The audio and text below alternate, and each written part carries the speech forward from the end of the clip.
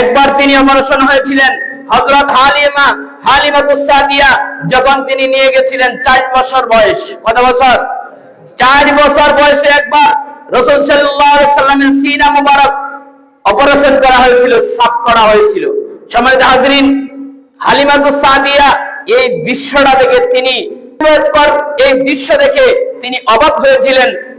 তিনি ভাবতে অবাক হয়েছিলেন যে এই শিশুটা কোনো সাধারণ শিশু নয়।